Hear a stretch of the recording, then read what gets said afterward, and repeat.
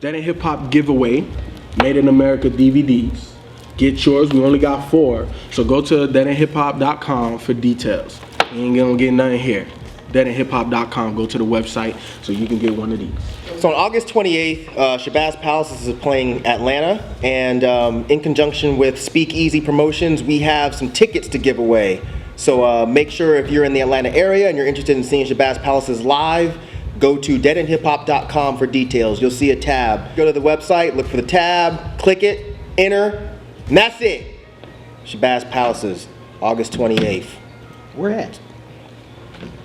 Man, go to the fucking website for details, B. You know what I'm saying? The tab, B. Click the fucking tab, B. Go to the tab, B. Shit, you on your motherfucking phone, do your Googles. That's what I'm doing now. Dead and Hip Hop album review, Cormega and Large Professor, Mega Philosophy. I've known about Cormega for a minute, you know, because my favorite album is It Was Written from Nas, and obviously he was on that joint. But I never really checked out a whole project, so I'm not familiar with Cormega's work in terms of a full-length project. So this is the first time I've listened to a Cormega album.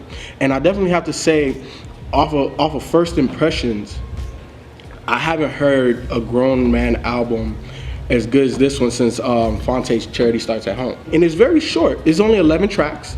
It's only 30 minutes long, like 32 minutes. So it's not like you have to sit with it. He's not necessarily going over your head with anything. But to sum up the album in one word is truth.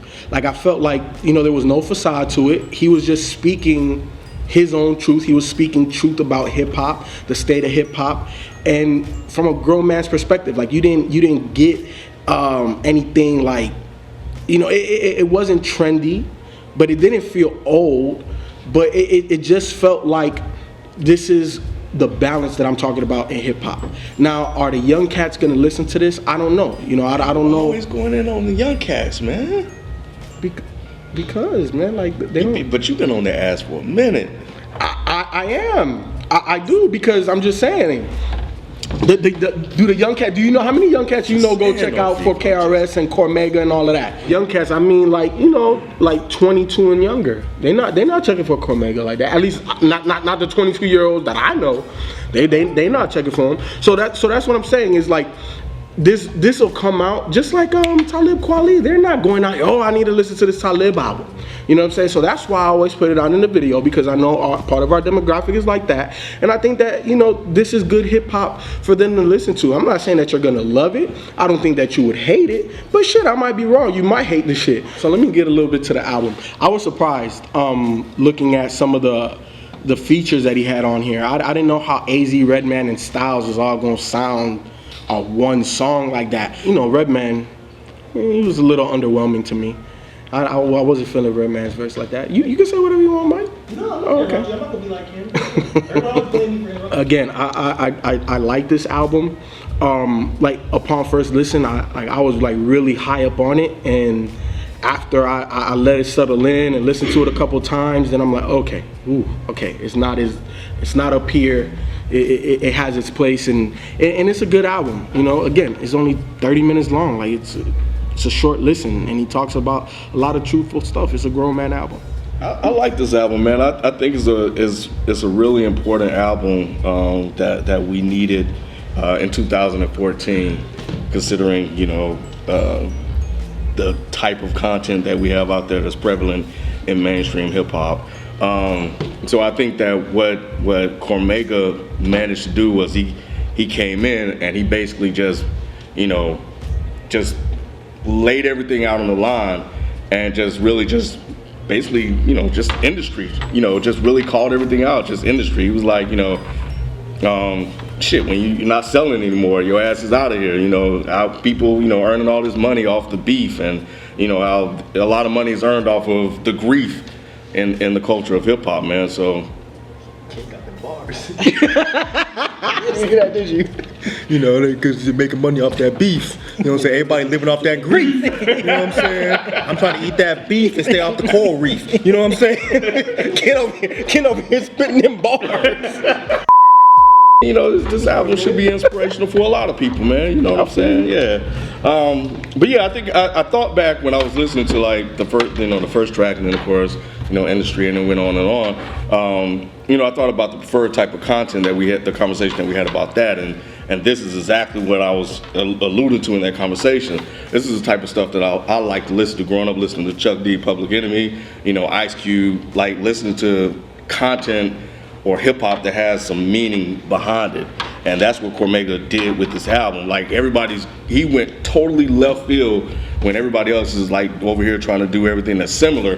Cormega came in and he just really put out like something that's poignant and powerful, man, that I think we needed. Like that balance that you were talking about, like we needed that balance in hip hop that we're not really receiving today. But yeah, I thought it was a great album. Like you said, it's very short. It's very short. It's to the point, and and that I can appreciate. I think Divine Unity is one of the songs that I like. The drums on that album, which is the drum program on there was on that track? was on point. Yeah, Okay. That shit was tight, man. Rap Basquiat, that was another one that was good. I thought I like Black Rob on Home. Yeah. It was good to hear him. I really appreciated and enjoyed what Cormega put together. I think when I was listening to it, I think something that's a little bit more close in line with what Cormega and Large Professor put together is like, it's almost like kind of like a Gil Scott-Heron and Brian Jackson, where Gil Scott, did all the writing and all the poetry and stuff like that, and Brian Jackson did a lot of the music and the music for him, and they came together and they created and put together these albums, and that's kind of the feeling that I got behind this album, is that Cormega's just basically just maybe calling stuff out, man, and speaking a lot of truth to power. So salute to him, man, for putting out a really good album. When I first started listening to this album, I thought, look, A New Day Begins, Mars, Industry, I thought there were some good tracks. I don't know, it just seemed like this was a boring album almost. I like the content and what he was talking about, but look what scale he's on. He's not like it's a major label artist speaking some shit. Now, if it was like someone on a major label speaking some shit like that, I'd be like, okay, that'd be shocking. But for someone like Cormega to speak that, it's not like we don't really kind of know it already. It's glad that because he knows the ins and outs of the industry. So it's like, okay, you just preaching to the choir. Yeah, and it seemed a little too preachy, I thought. Like, just rap, dude, or something. I don't know. He was rapping, B. I don't know. It just. I didn't mean to cut you off. Yeah, it was like I said. I like the fact that he was, what he was talking about and the way he wanted to speak to the people and let everybody know how the industry is. Because Quest said it, Q-Tip said it before, so it's not like we already don't know about it. I don't know. It just seemed like. And then what? The only track I really liked on here, the Redman joint. Now, yeah, the Redman verse was nice, dude. I can't believe you didn't like a Redman verse. If I had to put them in order, Redman would be last. That's all I'm saying. It was underwhelming. Yeah, but Same, right? But yeah, like I said, the first three tracks was like, okay. Then it got to more. The hooks on here was kind of awful. Like the joint with Black Rob. I thought Black Rob verse was very underwhelming. It was like, I was like, don't ever wake a bear or something when he sleep, because the first thing he gonna do is eat. I'm like, what the hell? That wasn't dope. The singing on here was bad. So that's nothing that kind of threw me off. No, I don't. There was only two chicks, and they were on Rise. That song, Rise, and Home. And no, More. Rise and More. Yeah, were the two chicks. Well, it was a chick saying home. That was bad. I do like Valuable Lessons though, because then. Rob saying home. Oh God, please. Yeah, right. But I do like Valuable Lessons because that he kind of took the curtain back and kind of went into his personal life a little bit. So that's the track I do like.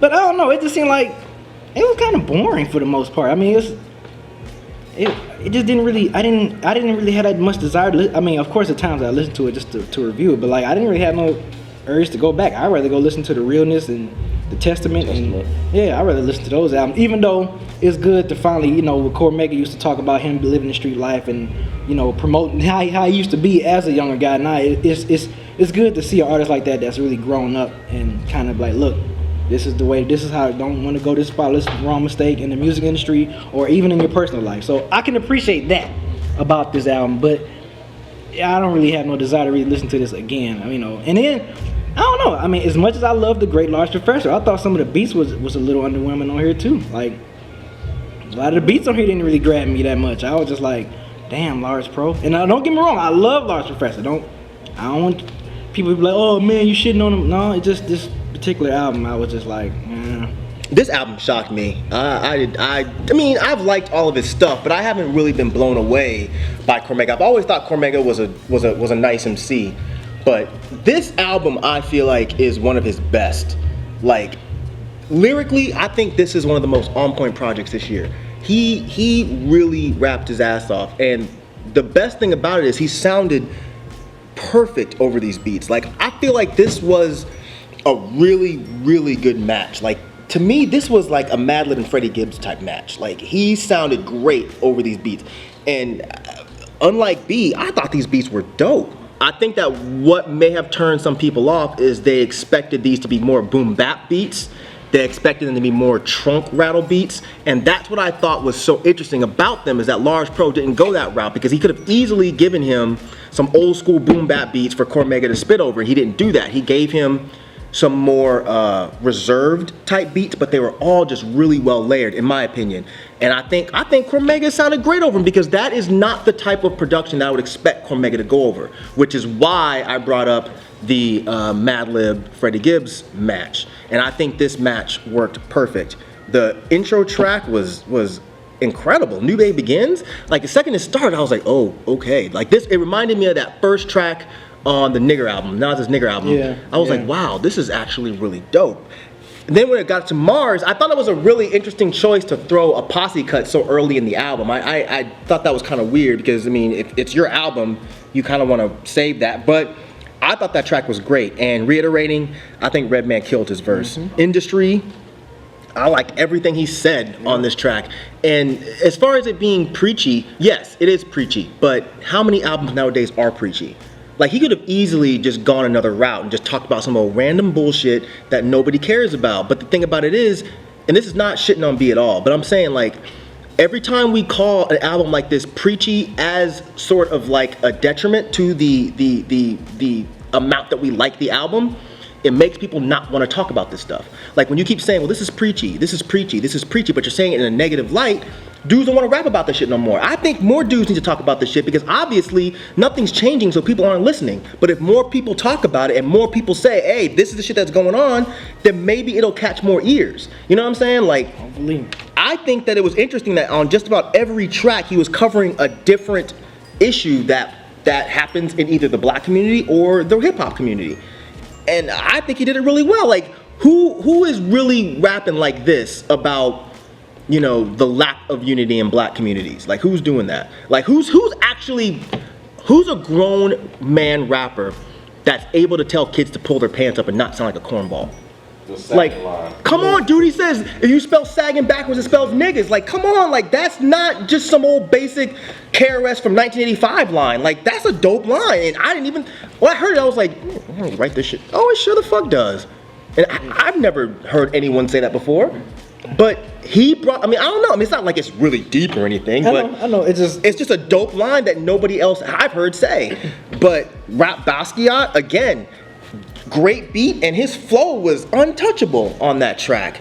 Rise, I thought that it was cool as shit that he was talking about on the first verse, how he's talking about the hood and how everyone is always glorifying the hood. I'm from the hood, nigga, I'm from the hood. But they don't really talk about, like, the bad parts of being from the hood. People getting shot, mamas crying, drug deals, but they just, I'm from the hood, I'm from the hood. They make it seem like it's this great thing, you know? Or they talk about, you know, oh, he got some money, he moved out the hood, like that's a bad idea. What dumbass gets fucking money and stays in the fucking hood? Yes, dumbass. You gotta be fucking stupid to do that. Get the fuck out of there.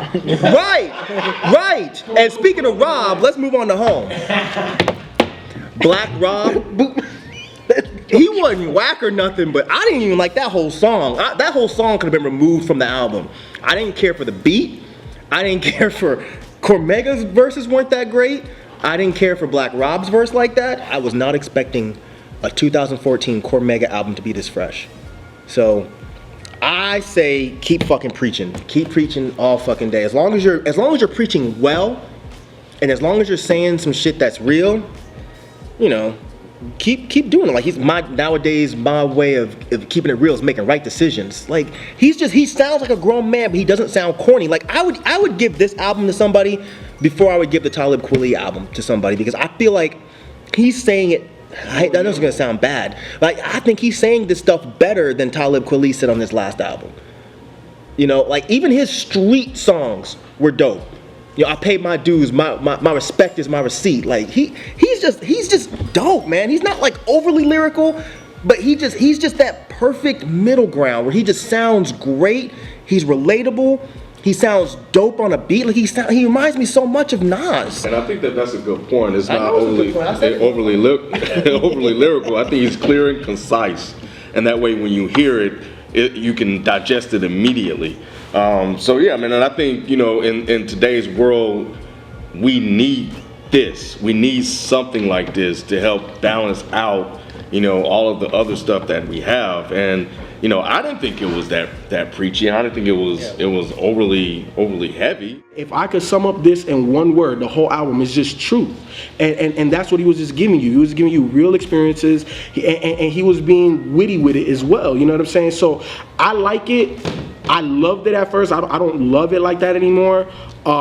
It's not something I will bump in the whip, and it's not something that is in my rotation. A great album with a great message that's needed today, and that's what I like most about this album. And I could play this, you know, over and over again. I think it has a lot of replay value for me, just because he's saying a lot of things that I find of value, and a lot of things that, you know, hopefully the young cats that you keep going at do take up and listen to it, and help kind of put some things in perspective, man. We're missing a lot of quality albums in today's hip-hop world. So salute to Cormega. Everybody should really go out and buy this and support it, this type of hip-hop, because it's needed. Unlike you, I don't really have a huge, to go back to this album, listen to it. I listen to his old stuff, you know, True Meaning, The Realness, Testament, you know, I listen to that Cormega. Cormega's a dope MC, don't get me wrong. It just, I don't know, this album just didn't do it for me. It just didn't really do it for me. I love the message and everything, I just didn't do it for me. A lot of dudes that are preachy, like B says, the reason people say they're preachy and they say it in a negative way is because they sound like they're just drilling the idea into you, but they're not doing it well. Like, I feel like he is really doing it well, and he's doing it over a different type of production, so no one can say this is just a boom bap album. No one can say this is just a backpacker album. Like, he just made a solid hip hop album. I can listen to this over and over again. Like, I thought the production was awesome. I thought the rhyming was awesome. Like I said, with the exception of Home, that was the only track I didn't dig, but everything else on here I thought was great. But shout out to Jerry Graham for sending this over to us to review. We appreciate that. You made a good choice with this one. Go out and pick this shit up, man. Support motherfuckers actually saying some shit with their raps, instead of, like, he could have easily just jumped on some trap beats trying to stay current or relevant. He didn't do that. He could have easily wrote an album about strictly his personal issues with Nas and The Firm. He could have easily done that. He didn't want to. But he already buried that hatchet though. But I'm saying he could, yeah, but look at the last track. He's talking about some of that shit. Yeah. He could have easily made a whole album talking about, oh, this is what happened and this is how he moved on. He didn't do that. He wrote an album that he wants people to listen to and learn from, and I can appreciate that. And I think more people need to do this. Not everybody, you know what I'm saying? We don't need everybody. Yeah, we don't need Lil Durk and Young Herb and all them other ones doing this. We need, nothing against those dudes. I don't even know what the fuck they sound like. It was the way but you looked. I'm just saying, like, we need more rappers that are actually willing to step outside the box and say some shit with your raps and do it well. Like B said, just rap. But what I'm saying is rap well and rap about some shit. That's it.